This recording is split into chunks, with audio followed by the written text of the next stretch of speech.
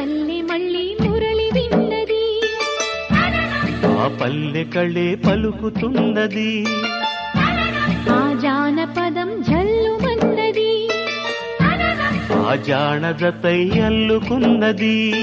మొగలి పువ్వు మహారాజుకి మొదటి కానుక, ఎదను పరిచి వేసేయన ప్రణయ వేదిక. మల్లె నవ్వు మారాణి ఈ గొల్ల గోపిక, మూగ మనసు వింటున్నది మురళి గీతిక. ఏ పల్లె మళ్ళీ మురళి విన్నది, ఆ పల్లె కళే పలుకుతున్నది.